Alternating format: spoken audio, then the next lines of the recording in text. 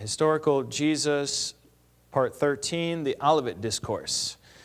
Tonight we're going to look at the statement Jesus made, the statements he made in this time after he predicted the destruction of the temple. And so we begin in Matthew 24 with this prophecy of Jesus where it says, Jesus left the temple and was going away when his disciples came to point out to him the buildings of the temple. But he answered them, "You see all these, do you not? Truly I say to you, there will not be left here one stone upon another that will not be thrown down." So everything that comes after this is because Jesus said this. Now, the temple was a huge structure. It was not at all a small structure. It was roughly the size, one person estimates, of 6 football fields, this courtyard area. And it had these different sections of it. The big section there in the middle is the courtyard of the Gentiles, where anybody could go. And you could see that there would be some roof colonnades where you could conduct business or sell sheep for Passover, that sort of thing, out of the way of the sun. And then as you get closer, you get to the inner courtyard of the women and then of the Jewish men. And then finally, the actual structure of the temple itself was not that big, but it was decadent, marble, gold.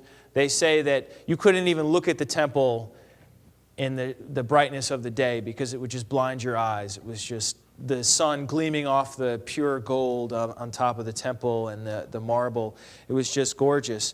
And the stones with which they made this temple and its surrounding platform were massive, tons and tons each. Yeah, I think they had one that was 40 tons that they found, one of the stones.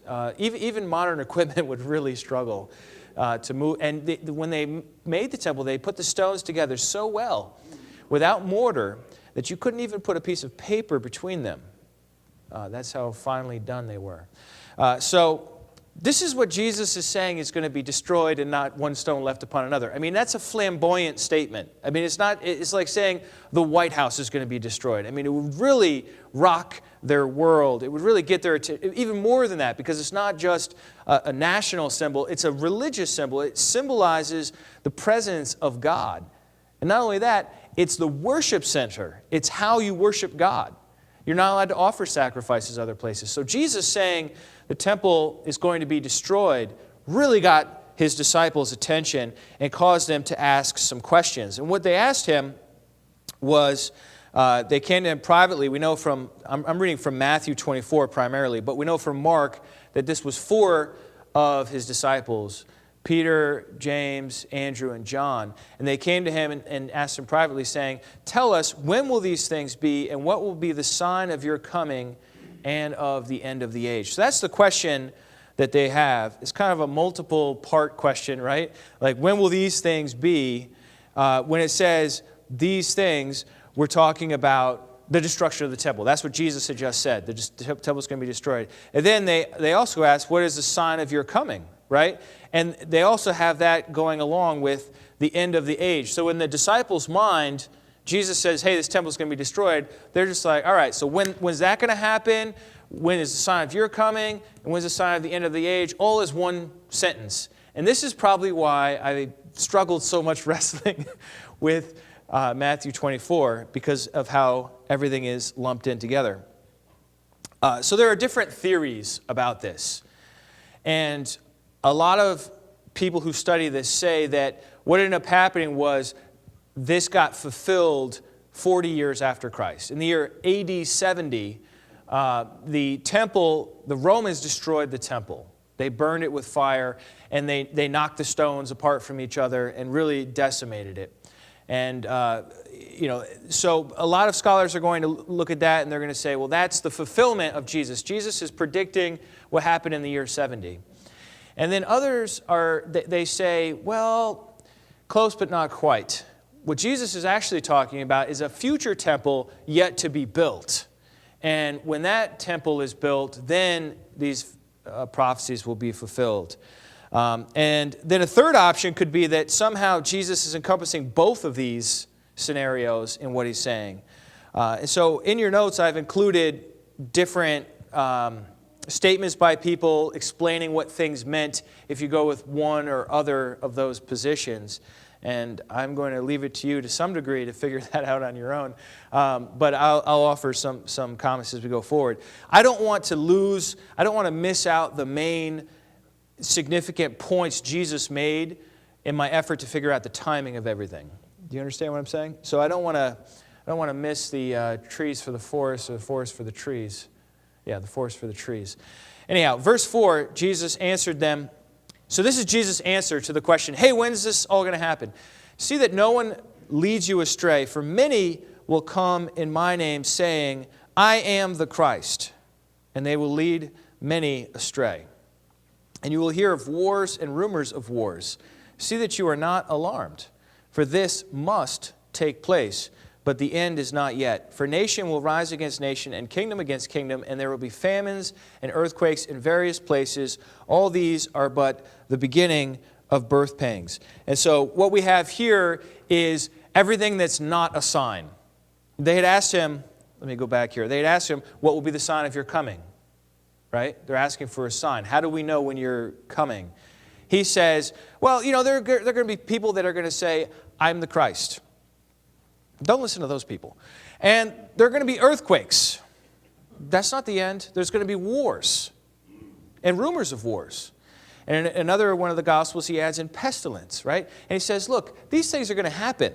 This is like the beginning of the contractions. This is not the deliverance of the baby. This is the beginning of the contractions. This is two different things. They're linked together. One comes before the other, right?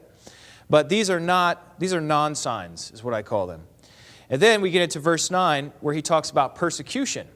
And see, what's Jesus' concern about this information? It's that his disciples would not fall away because of what happens. Whether what happens leading up to it or what happens during it. And so he says to them, verse 9, then they will deliver you up to tribulation and put you to death. And you will be hated by all nations for my name's sake. And then many will fall away and betray one another and hate one another. And many false prophets will arise and lead many astray. And because lawlessness will be increased, the love of many will grow cold. There's a lot of manys there, isn't there? Did you notice that? It says many will fall away. There will be many false prophets to lead many astray. And the love of many will grow cold. It seems like everybody's going crazy, right? But the one who endures to the end will be saved. And this gospel of the kingdom will be proclaimed throughout the whole world as a testimony to all nations, and then the end will come. And so what Jesus is saying is, look, before any of this stuff happens, before the end of the world, what is going to happen is they're going to persecute you, my followers. And when that happens, you just need to endure. That's what he says. You need to endure, whether to the end of your life, because he says many of you are going to be put to death, right? He says many will fall away. Don't fall away. Don't betray one another. If times get tough, if you get persecuted, persevere. That's what he's saying here.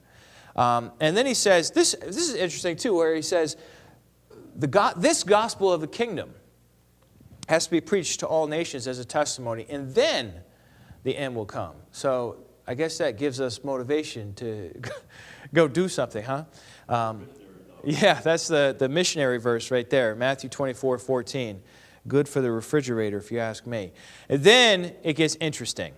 I mean, it was interesting, but now it's like, it gets kind of like sci-fi interesting. So this is what I call the A of D. And that's just because abomination of desolation is a lot of letters. All right? But this is the true sign. Jesus has gone through the non-signs. Hey, look, if there's a war, that's not the end. If there's an earthquake, that's not the end. If they persecute you, they persecuted me. Of course they're going to persecute you. Right? And then he gives the true sign. What is the true sign of the end? How does he answer their question? Their question is, what's the sign? The true sign is, so when you see the abomination, Matthew 24:15, of desolation, the abomination of desolation spoken of by the prophet Daniel, standing in the holy place, let the reader understand, then let those who are in Judea flee to the mountains. So as soon as you see this event occur, that's your signpost to run. Flee to the mountains is what it says. Let the one who is on the housetop not go down to take what is in his house, and let one who is in the field not turn back to take his cloak. And alas, for women who are pregnant, for those who are nursing infants in those days, pray that your flight may not be in winter or on the Sabbath, and then there will be great tribulation, such as has not been from the beginning of the world until now, no, nor ever will be. And if those days had not been cut short, no human being would be saved. But for the sake of the elect, those days will be cut short. So that's the juicy part right there, the abomination of desolation. And so, according to Jesus, the abomination of desolation is what kicks off the Great Tribulation period. I want to show you this statement from the book of Maccabees here, because Daniel mentions the abomination of desolation at least 3 times in chapter 9, chapter 11, and chapter 12, maybe even one more time than that. And it's not clear from Daniel that these are all things from Jesus' perspective that are already fulfilled, or if there's still one yet to come. All right? And so a lot of people thought the abomination of desolation, at least one of the ones Daniel spoke of, had been already fulfilled before the time of Christ. And this is something we read about in that period between the Old Testament and the New Testament in the book of Maccabees, a good historical source. 1 Maccabees 1:44 says, "And the king sent letters by messengers to Jerusalem and the towns of Judah." This is the Greek king, the bad guy in the story. "He directed them to follow the customs strange to the land, to forbid burnt offerings and sacrifices and drink offerings in the sanctuary, to profane Sabbaths and festivals, to defile the sanctuary." So that's key right there. Defile the sanctuary. "And the priests, to build altars in the sacred precincts and shrines for idols, and to sacrifice swine and other unclean animals." All right, so these would be, what's an abomination? It's like vomit. It's something that is just detestable and disgusting. That's what an abomination is, in case you weren't sure. And desolation is destruction, right? So something disgusting that brings about destruction. And so what had happened over 150 years before Christ was born was this Greek king, Antiochus IV, installed an altar on top of the existing altar and sacrificed to idols and sacrificed pigs, unclean animals, to these idols. And that was an abomination. It was disgusting, and it did bring about desolation in that time. In fact, later on, when they finally recaptured the temple, they were surprised at how desolate it all was. There were weeds growing up everywhere, and things were broken down, and it was just all in disarray. And they had to clean it out for 8 days, and there was this big period of rededicating the temple, and that's what they call Hanukkah. Verse 54 here, "Now on the 15th day of Kislev in the 145th year, they erected a desolating sacrilege on the altar of burnt offering." So that's about as close as you can get to abomination of desolation right there. A desolating sacrilege. They also built altars in the surrounding towns of Judah and offered incense at the doors of the houses and in the streets.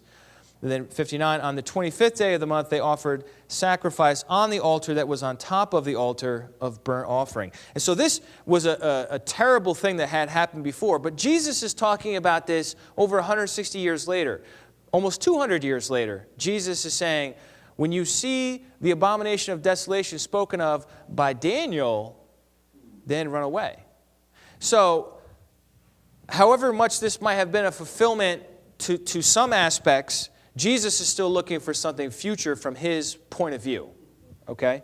But this gives us a way of thinking about what sorts of abominations it could be. So there are other possibilities that people have for what this abomination could be. It turns out that in the time of the war, just before the war in the year 70, there was an incident that happened in the temple area. And this is from R.T. France, talking about the abomination of desolation. He writes, "Josephus records that in the winter of 67-68, the Zealots under John of Gischala took over the temple itself as their headquarters. And I'm just going to read the English here. With the feet being defiled, they entered into the sanctuary, appointing their own mock high priest to carry out a travesty of temple ritual. Popular outrage led to fighting within the temple itself, with zealot blood defiling the sanctuary. It took place just before the first major campaign of the Roman Emperor Vespasian in Judea, when it was still possible to escape into the hills. And so this people look at as a possible sign that those who were alive in that time, some of whom would have been the actual disciples of Jesus, by the way, that would still be alive 30, 40 years later, right? That they would see this sign, these zealots who had taken over, making a mockery of the high priest and getting slaughtered and having their blood go in the temple. Dead bodies, according to the law of Moses, make the area unclean, okay? And so it would be abominable for this sort of thing to happen. And it would be early enough where they could still get out of the city, because eventually what happens is the Roman soldiers come and they surround the city in ancient siege warfare, and they block off all the food and basically starve everyone to death. Well, not everyone, but about 1 million or so people, according to Josephus, starved to death in the city while the Roman soldiers are out there. So you need to get out before that happens. And so R.T. France is saying that that's what's going on here. But here's another scripture that's like pulling me in the other way. So that's pulling me towards a fulfillment in the past. And then I have 2 Thessalonians, right, where the Apostle Paul writes in chapter 2, verse 1, "Now concerning the coming of our Lord Jesus Christ and our being gathered together to him, we ask you, brothers, not to be quickly shaken in mind or alarmed, either by a spirit or a spoken word or a letter seeming to be from us, to the effect that the day of the Lord has come.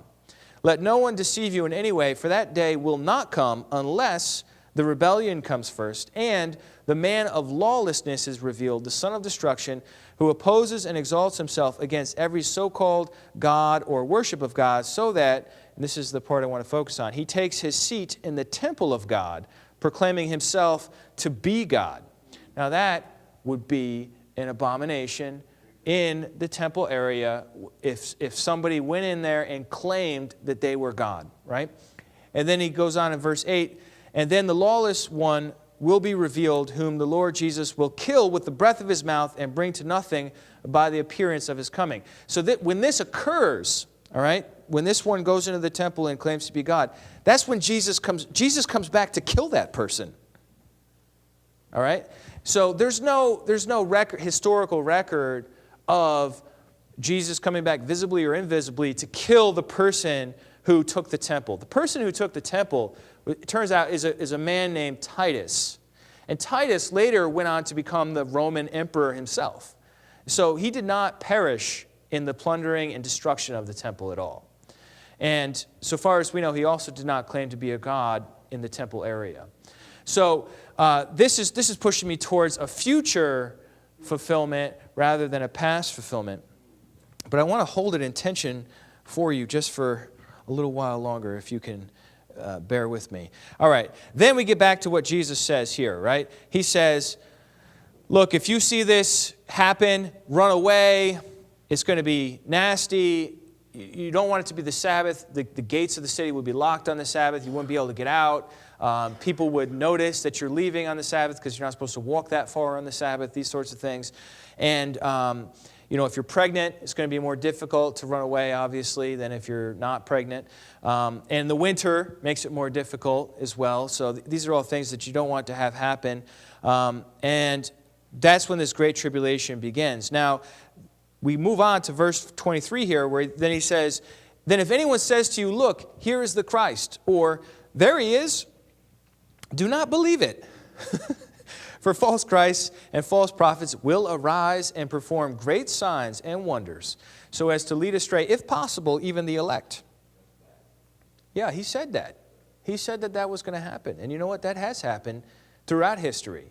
People have risen up over and over claiming to be the Christ. They did it before the time of Jesus. They did it after the time of Jesus. And they're still doing it today. I just watched a YouTube video of a lady in Miami who claims that she is Christ and Christ is a woman. appropriate for International Women's Day that I mentioned that. But there you have it. So Christ is really a woman, and yeah, lots of false Christs still to this day, right? And Jesus says, look, there are going to be false Christs, and don't believe them. Don't believe them. How can we be sure to steer clear of falling for a false Christ? Jesus tells us. He says, if they say to you, look, he's in the wilderness, do not go out. If they say, look, he's in the inner rooms, do not believe it. For as the lightning comes from the east and shines as far as the west, so will the coming of the Son of Man. Wherever the corpse is, there the vultures gather. It's kind of gross, but it's true. It's true that if you see off in the distance, we have this field across from the church here. If you see off in the distance vultures circling in the sky, that tells you there's some sort of corpse down there that they're circling around, or something that's about to become a corpse. So that's a visible sign of what's happening on the ground. You can't see the dead animal, right? But you can see the vultures in the sky. Same thing with the lightning, right? The lightning is a visible sign. It's not anything to do with the speed of lightning. It has to do with the visibility of lightning. It shines from one side of the sky to the other also. I know it's quick, but you don't miss it when it happens, right? Because it's so bright, and of course then you have the thunder that goes along with it, right? And so Jesus is saying it's going to be obvious. When the coming of the Son of Man happens, it's going to be obvious. That's, I feel like, what he's saying. It's not that complicated. He's like, look, don't go over here to the desert. Don't go meet this guru in a cave. It's going to be obvious, all right? You're going to know. And then he goes on to explain it a little bit more in verse 29. Immediately after the tribulation of those days, the sun will be darkened, and the moon will not give its light, and the stars will fall from heaven, and the powers of the heavens will be shaken. Then will appear in heaven the sign of the Son of Man. And then all the tribes of the earth will mourn, and they will see the Son of Man coming on the clouds of heaven with power and great glory. And he will send out his angels with a loud trumpet call, and they will gather his elect from the four winds, from one end of heaven to the other. Those who take a past view of this prophecy struggle here. But they have ways of dealing with it. And I included one such explanation by a renowned scholar in your notes so that you could see how they take this. This is a section that, to me, pulls me way towards a future fulfillment, because there's no indication that Jesus already came back and sent out all the angels and the trumpet in the year 70. There's just no indication of that at all. But then, in the very next section, Jesus says the following: from the fig tree, learn its lesson. As soon as its branch becomes tender and puts out its leaves, you know that summer is near. So also, when you see all these things, you know that he is near at the very doors. Truly, I say to you, this generation will not pass away until all these things take place. So that's yanking me back the other way. Like, well, he said this generation, he's got to be talking to the people in front of him. They're not going to pass away until all these things. And then to emphasize it, make it more difficult, he says, heaven and earth will pass away, but my words will not pass away. In other words, this is definitely, absolutely, I'm not joking, guys. This is serious, right? And so the question is, well, what does he mean with this generation? So I have a few different possibilities for you. I don't have, like I said, I don't have time to go through all this. I just want to show you these possibilities and see what you think about them. The first is that this generation refers to the generation of his original disciples. He's talking to them. If I say to you, Lance, this generation will not pass away, you're thinking your lifetime, right? That's a natural way to take it. Another way to take it is that generation means a race. It's another way you can look at that word, genea, for generation. And that the Jewish race will not pass away before the end. And then a third possibility is that this generation is the future generation that sees the abomination of desolation. Once these signs come, this generation that sees the abomination will not pass away until all these things come. I lean towards both 1 and 3 at the same time personally, but I know some really good people that believe in 2, and I'm not going to blow them up right this second, okay? So here's my hypothesis on it before I want to press on to get to the parables in chapter 25. Here's my hypothesis and what I want to ask almost like as a question. Could both be right? I mean, is there a way in which both could be right, where Jesus, what he says is relevant to the people who heard him in the first century and helped them in the first century to avoid getting stuck into a horrible situation where you're starved to death by the Roman army, and yet still relates and is relevant to those who are alive in that ultimate day when the Son of Man comes back and takes over and sends out the angels. And so, maybe that sounds like I'm trying to have eat my cake and have it too. But I ask you this question: is God so limited that he couldn't give Jesus words capable of multiple layers of meaning? I don't think God's so limited. He made the universe. I mean, I think he could possibly do that. And I just want to show you this little statement here by Craig Keener that I found helpful. He says, Old Testament prophets often grouped events together by their topic rather than their chronology. And in this discourse, Jesus does the same. He addresses what are grammatically two separate questions. When is this temple going to be destroyed? When is the coming of the Son of Man? The time of the temple's destruction and the time of the end. And so that's just some thoughts on that. You figure it out. Let me know what you figure out. The point is, don't fall for the false Christ. If persecution comes, persevere. Are we good with those 2 points? All right. Now, the rest of what Jesus says is be alert, be prepared, don't fall asleep. Don't be like the 10 bridesmaids who 5 of them fell asleep when the groom came, and then he came, and then they weren't prepared with enough oil, and they got left out of the wedding. How bad would it be to be a bridesmaid and then to get left out of the wedding because you weren't prepared? I mean, it would just be devastating, right? And then the groom's over there. He's got 10 groomsmen. The bride's just got 5 bridesmaids. Awkward, right? So that's no good. Certainly not. Jesus tells a bunch of these parables of preparedness. In chapter 24, verse 42, he talks about the unpredictable thief. He says, look, if you knew what hour the house would get broken into, you would stay up, right? And so the point of that one is be ready for the unexpected arrival. After that, he talks about the faithful servant who is found so doing when the master comes, as opposed to the slacker servant who's getting drunk and beating the other servants. He's like, this is not going to go well for that guy. That's a very mild way of me putting it. And then you have, like I said, the 10 virgins, the bridesmaids, they're not prepared, right? And so Jesus is telling story after story to make the point. Be on the alert. Don't slack off. Don't let your fire go out. Be prepared for an unexpected arrival. And then he tells the story about the servants and the talents. He says this one gets 5 talents, this one gets 2 talents, this one gets 1 talent. The one who had 5 made 5 more. And they invested it or they worked with that money. Talents are money in their culture. And then there's that lazy one, right? And he just buried his talent in the ground. And then his master came and he gave him back the money that he gave him all that time before. And the master's like, you didn't make anything? And he's like, well, I knew you were a harsh master, so I didn't want to lose it. And the master says, since you knew I was a harsh master, you should have done something with it. And then he took it away from him and gave it to the one who had more. Right? And so what is that telling us? It's saying work hard. And work hard to further the affairs of the master. That's what we're supposed to do. Whatever he's given you, you're supposed to work hard to further his affairs in this generation.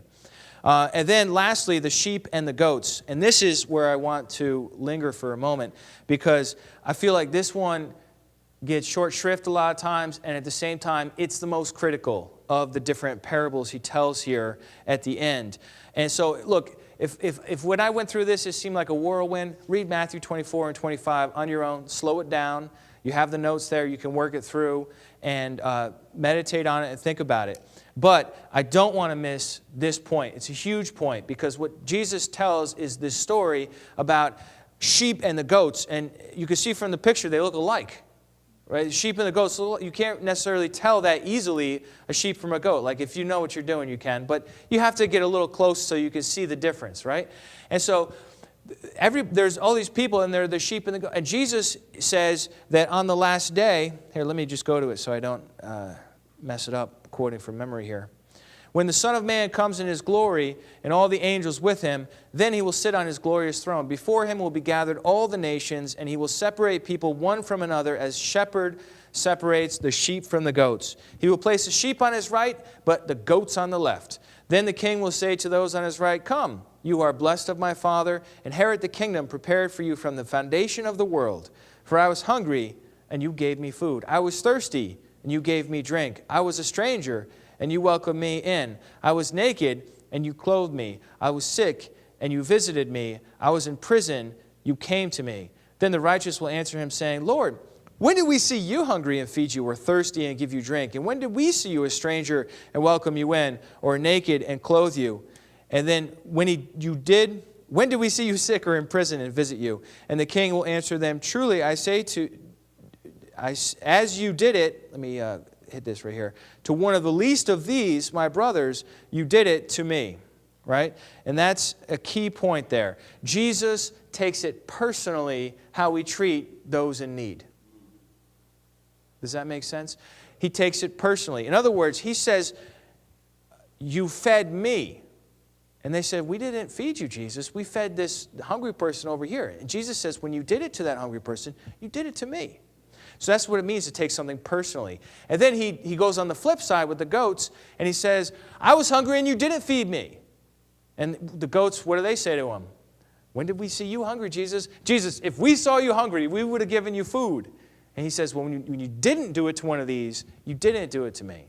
Right? This is Jesus spelling out how it's going to go on the day of judgment.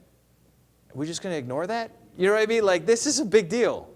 And so, I realize that deception is rampant in Christianity today. It's rampant in every group. I study a lot of church history, so I know a lot of the different groups. If you're from a Catholic background, you think you're in because of the sacraments. If you're a Calvinist, you think you're predestined and therefore you're saved. If you're a Seventh-day Adventist, you think you're in because you keep the Sabbath and you don't eat bacon. If you're a Baptist, you think you're in because you prayed the sinner's prayer one time. If you're a Pentecostal, you think you're in because you speak in tongues once when you were first saved. Or we think we're in because we know that God's name is Yahweh, or that God's one instead of three in one, or we understand the kingdom. And yet, what does Jesus say? He says, feed the hungry, give the thirsty a drink, welcome the stranger, even if he's an immigrant, clothe the naked, visit the sick, the imprisoned. And when you did it to one of the least of these, you did it to me. He says that he's going to say that on the day of judgment. We cannot ignore that. I'm not saying that other issues of truth don't matter. Of course they matter. But we cannot ignore this on the other side. Do you understand what I'm saying? The simple fact is, and sometimes, I'll be honest with you, I feel like the idiot who buried the talent in the ground. I do. I feel like, Sean, what are you doing? What have you done? Seriously. Right? But you know what? You can't. I mean, what are we going to do? Just like beat ourselves up and say, "Oh, we're all going to grow goatees so that we can be like the goats"? No, that didn't make sense. But we're not going to be the goats, right? You want to be the goats? No. If this convicts us, let's just change that. Let's reach out. Let's do what needs to be done. And if we are already doing it, let's find other ways to do it, so that on the last day, when Jesus comes back, he says, "Well done, good and faithful servant." He doesn't say, "You were asleep and your fire went out." That's what happened to those virgins. You were asleep and you let your fire go out. Or to the person whose house got broken in, you weren't watching, so you got robbed. These are all parables Jesus tells. There's a lot of convicting force behind them. Or he says, "Oh, you were partying with the unbelievers." That's the servant that wasn't the good and faithful servant, right? And so we don't want to be caught unaware while this is going on. We don't want to, and the other one he tells is about the flood. He said, look, in the day of Noah, when the flood came, People were getting married. People were enjoying life. They were working their jobs. It was just another Tuesday.